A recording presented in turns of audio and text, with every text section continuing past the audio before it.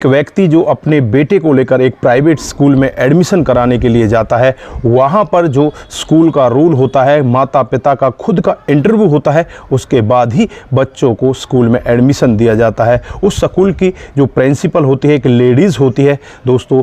जब ये व्यक्ति उस प्रिंसिपल साहिबा के सामने पहुँचता है और वहाँ जाकर जब उससे बातचीत करता है, तो सामने जब उसकी नज़र उस प्रिंसिपल से मिलती है तो बस ये व्यक्ति नज़र झुकाने लगता है। दोस्तों, जो प्रिंसिपल साहिबा होती है वो कोई और नहीं होती, इसकी तलाकशुदा पत्नी होती है। 7 साल पहले जिसके साथ इसका तलाक हो चुका होता है, वही पत्नी आज यहाँ पर प्रिंसिपल बनी बैठी होती है। दोस्तों, उसके बाद जो यहाँ पर होता है, बड़ी ही विचार करने वाली कहानी है। अगर आप लोग भी पूरी कहानी को डिटेल से जानना चाहते हैं तो वीडियो को ज़रा सा भी स्किप ना करें, लास्ट तक वीडियो को ज़रूर देखिएगा। आगे बढ़ने से पहले हमारी वही रिक्वेस्ट, हमारे चैनल के साथ नए हैं कृपया करके चैनल को फॉलो कर लें, बेल आइकन को ज़रूर प्रेस करें। नमस्कार, जय हिंद। आप देख रहे हैं APH न्यूज़ राहुल रावत के साथ। दोस्तों, आज की जो हकीकत की कहानी आप लोगों को बताने जा रहा हूँ, दिल्ली से सटे हुए एक गाँव की हकीकत की कहानी है। यहाँ पर एक लड़की जिसकी उम्र लगभग 20 से 21 साल हो जाती है, अब घर वालों को लगने लगता है कि इस लड़की की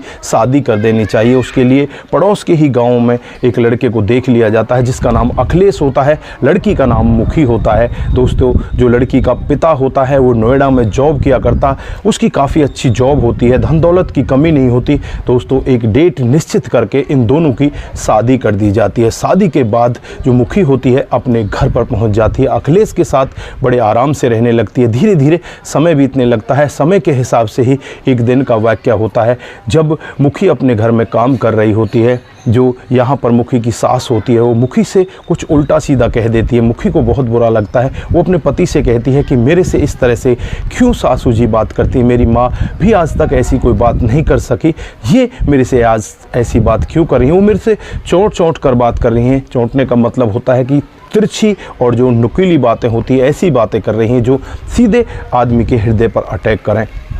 दोस्तों, उसके बाद यहाँ पर जो पति होता है वो कहने लगता है कि ऐसी कोई बात नहीं है, तुम जरा थोड़ा सब्र रखो, सब कुछ ठीक हो जाएगा। धीरे धीरे समय बीतने लगता है। जो पति होता है उसकी आदत बहुत ही ज़्यादा ख़राब होती है, क्योंकि वो भी अपने परिवार का इकलौता बेटा होता है। धन दौलत की तो उनके पास कोई कमी नहीं होती, लेकिन उसका जो रवैया होता है वो बहुत ही गलत होता है। वो दूसरी लड़कियों, दूसरी औरतों के साथ प्यार प्रसंग में होता है। एक दिन यहाँ पर जो मुखी होती है अखिलेश के फ़ोन को देखती है और उसमें एक लड़की का फ़ोटो देख लेती है। उस फोटो को देखने के बाद उसका जो गुस्सा है वो साथ में आसमान पर हो जाता है। इधर वो अखिलेश से बातचीत करती है, उससे कहने लगती है कि ये लड़की कौन है, क्यों इसके साथ तुम ऐसे तरह के संबंधों में हो, क्या बात है जो इसके साथ ज़्यादा तुम बातचीत किया करते हो। दोस्तों, यहाँ पर अखिलेश कहता है कि ये तो मेरी फ्रेंड है और ऐसी तो मेरी कई सारी फ्रेंड है, मैं फ्रेंडों के साथ इसी तरह से रहता हूँ। दोस्तों, यहाँ पर मुखी को बहुत ज़्यादा दुख लगता है। मुखी यहाँ पर झगड़ा करने लगती है और यहाँ पर मुखी को एक चीज़ और पता चलती है कि मुखी यहाँ पर गर्भवती हो जाती है।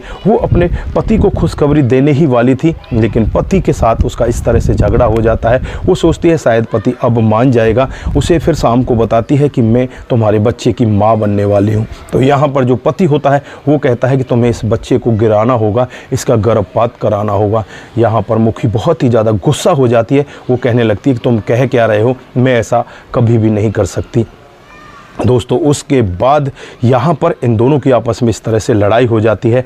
जो पति होता है वो तो इस बच्चे को गिराना चाहता था, लेकिन पत्नी यहाँ पर इस बच्चे को गिराना नहीं चाहती थी।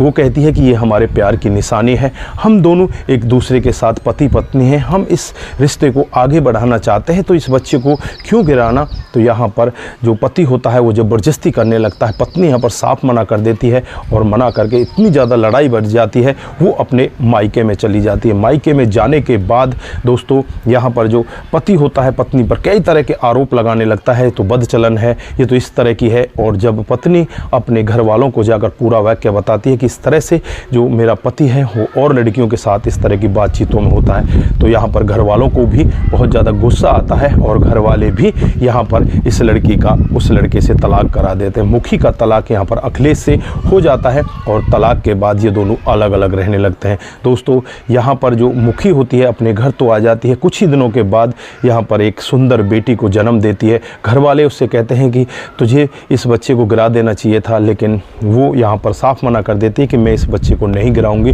दोस्तों, वो बच्ची धीरे धीरे करके बड़ी होने लगती है। अब तो जिम्मेवारी मुखी के ऊपर और भी ज़्यादा आ जाती हैं।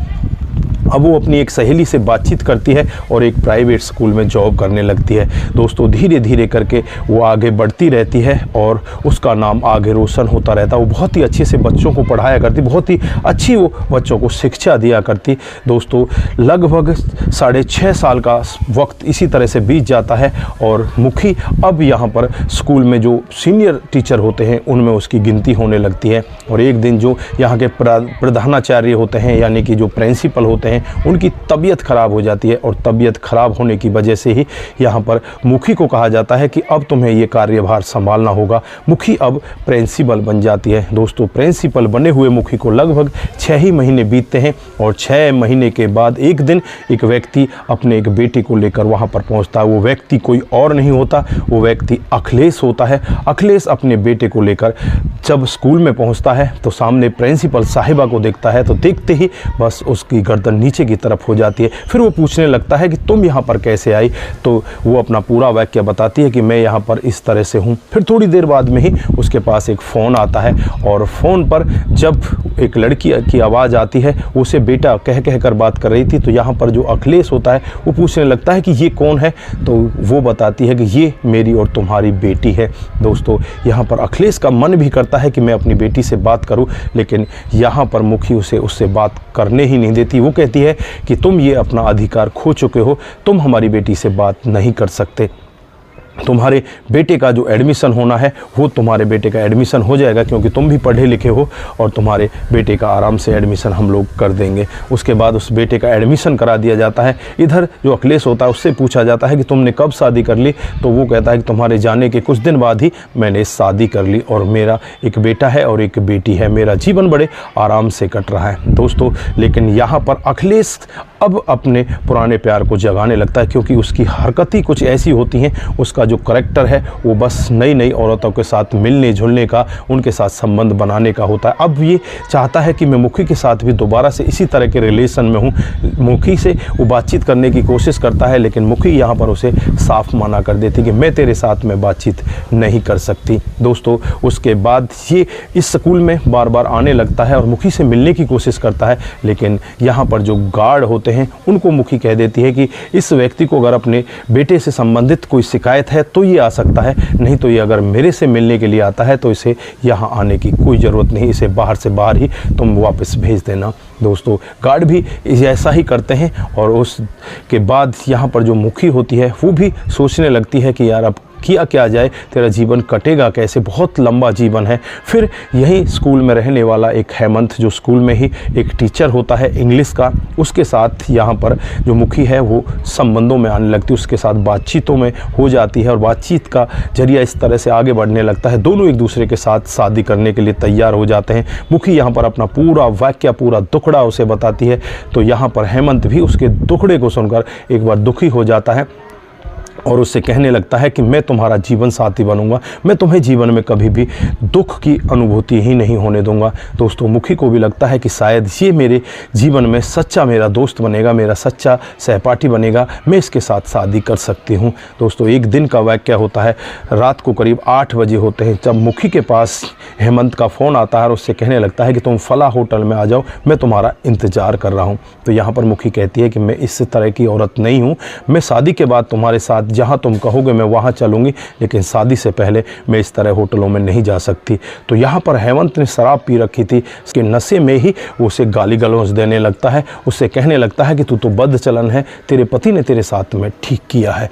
दोस्तों, इस तरह से जब मुखी सुनती है तो उसे बहुत ही ज़्यादा गुस्सा आता है। वो सोचने लगती है कि हर तरह इंसान इसी चीज़ का भूखा है, जिस इंसान के साथ तुम रहना चाहती हो वही तुम्हारे साथ ऐसा करता है, तो तुम यहाँ पर अब किसी के साथ इस तरह के संबंधों में ना रहो तो ही बेहतर होगा। उस दिन के बाद से मुखी यहाँ पर जो अपने पति के बारे में सोचा करती थी कि मुझे पति के साथ रहना है या मुझे शादी करनी है, वो उस दिन से इस तरह के अपने विचारों को बंद कर देती है दोस्तों। फिर वो समाज सेवा में लग जाती है और जो इस तरह से विधवा औरत होती हैं जिनके तलाक हो जाते हैं और वो इस तरह से अकेली रह जाती है, उनकी सहायता करने लगती है और उनको मोटिवेटेड करने लगती है। धीरे धीरे करके उसकी जो बेटी है वो बड़ी होने लगती है और बेटी की वो एक अच्छा सा लड़का देखकर उसकी शादी कर देती है दोस्तों। आज यहाँ पर मुखी बहुत ही ज़्यादा खुश है और वो अपने आप में ही खुश है, उसे दुनिया में किसी की और ज़रूरत ही नहीं, बस वो भगवान का नाम लेती है और लोगों की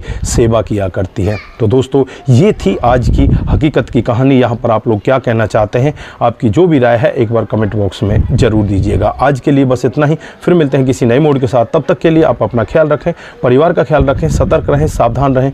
नमस्कार, जय हिंद, जय भारत।